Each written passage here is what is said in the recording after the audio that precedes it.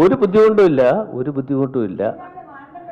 അതെ, അല്ല അല്ല അതൊക്കെ ഞങ്ങളല്ലല്ലോ അധ്യക്ഷനെ തിരഞ്ഞെടുക്കുന്നത്. അല്ലല്ല, ഞങ്ങളല്ല എന്ന് പറയുമ്പോൾ ഞാൻ ലീഡർഷിപ്പിൻ്റെ ഭാഗമല്ല എന്നൊന്നും ഞാൻ പറയുന്നില്ല. ഞാൻ ലീഡർഷിപ്പിൻ്റെ ഭാഗമാണ്. പക്ഷേ യൂത്ത് കോൺഗ്രസിൻ്റെ അധ്യക്ഷനെ തിരഞ്ഞെടുക്കുന്നത് അഖിലേന്ത്യാ യൂത്ത് കോൺഗ്രസ്സിന് ഒരു പ്രസിഡൻ്റുണ്ട്. അവർ തീരുമാനിക്കും. അപ്പോൾ അവർ തീരുമാനമെടുത്ത് അധികം താമസിയാതെ പുതിയ ആളിനെ പ്രഖ്യാപിക്കും. അന്നേരം നമുക്ക്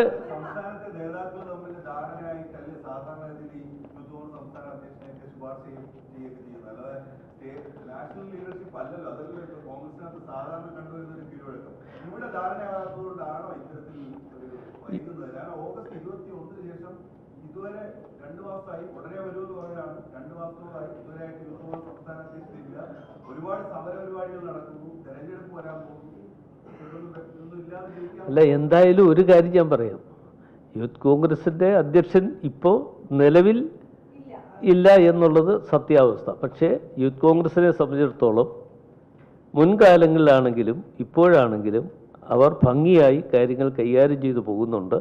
എന്തായാലും അതിൻ്റെ അധ്യക്ഷൻ എന്നുള്ള നിലയിൽ ആര് വരണം, അത് ഇവിടെ നിങ്ങൾ പറയുന്ന പോലെ സംസ്ഥാനത്തെ നേതൃത്വത്തിലുള്ള അഭിപ്രായ ഭിന്നതയൊന്നുമല്ല. അത് കാര്യങ്ങളൊക്കെ പരിഹരിച്ച് ഞങ്ങൾ മുമ്പോട്ട് പോകും.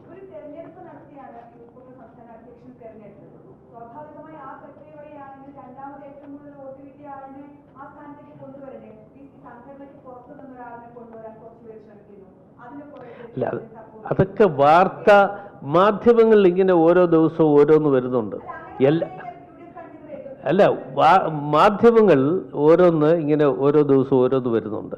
അതെല്ലാം കേട്ടുകൊണ്ട് അതിന് മറുപടി പറയാൻ UDF കൺവീനർക്ക് പറ്റുമോ? ഇതെല്ലാം കാണുക, കേൾക്കുക, അത് എന്താണ് നിങ്ങൾ പറഞ്ഞത് എന്ന് ഞങ്ങൾ മനസ്സിലാക്കുക. അത്തരം കാര്യങ്ങളല്ല, ഞങ്ങൾക്ക് വേറെ ഒന്നും ചെയ്യാൻ പറ്റില്ല.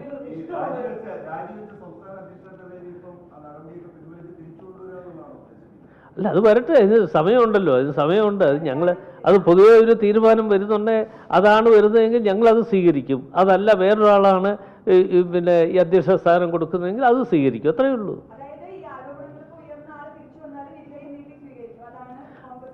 അല്ല, കോൺഗ്രസിൻ്റെ രീതി എന്ന് മാത്രം പറയണ്ട. ആരോപണങ്ങൾ ഉന്നയിപ്പിച്ചവരും ഒക്കെ, ആരോപണങ്ങൾ നേരിട്ടവരുമൊക്കെ ആ നിയമസഭയിൽ ഒരുപാട് ആളുകളുണ്ട്. നിങ്ങൾക്കൊക്കെ അറിയാവുന്ന പല കാര്യങ്ങളുണ്ട്. എല്ലാവരെയും കൊണ്ട് പറയിപ്പിക്കാൻ ഞാൻ പറയുന്നുമില്ല. പക്ഷേ അത്തരം ആളുകൾ അവിടെ ഇരിക്കുകയാണ്.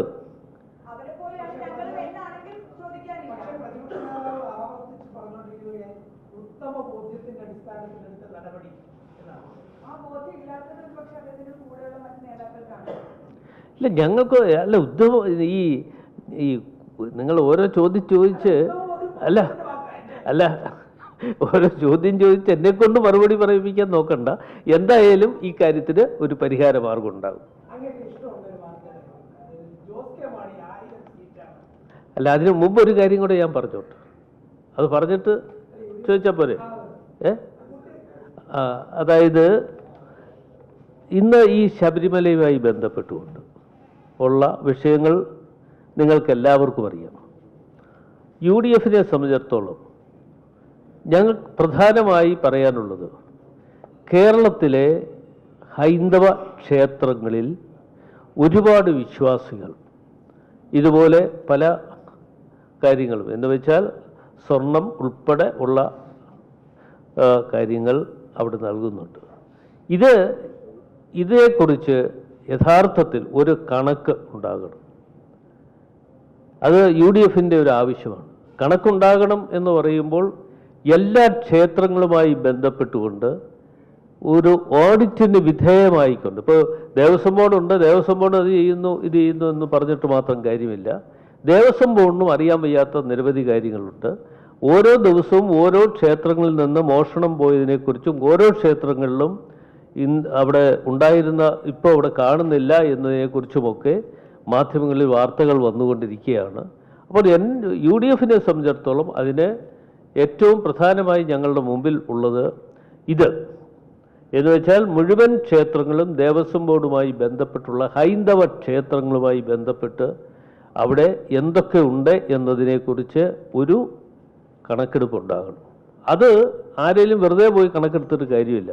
ഇപ്പോൾ ബഹുമാനപ്പെട്ട കോടതിയുടെ നിർദ്ദേശാനുസരണമാണ് ശബരിമലയിൽ പിന്നെ അദ്ദേഹത്തിൻ്റെ ജസ്റ്റിസ് ശങ്കരൻ അദ്ദേഹത്തിൻ്റെ നേതൃത്വത്തിലാണ് ഈ കാര്യങ്ങളൊക്കെ ഓരോന്നോരോന്ന് ഇപ്പോൾ പുറത്തു വന്നുകൊണ്ടിരിക്കുന്നത് ശബരിമലയുമായി ബന്ധപ്പെട്ടുകൊണ്ട്. അപ്പോൾ ശബരിമലയുമായി ബന്ധപ്പെട്ടുകൊണ്ട് വന്നതുപോലെ തന്നെ മറ്റു ഓരോ ക്ഷേത്രം, ഇപ്പോൾ ഏറ്റുമാനൂർ ക്ഷേത്രമുണ്ട്, അതേപോലെ തന്നെ മറ്റ് പല ക്ഷേത്രങ്ങളും എടുത്താൽ ഓരോ ക്ഷേത്രങ്ങളും ഇത് തന്നെ വന്നുകൊണ്ടിരിക്കുകയാണ്.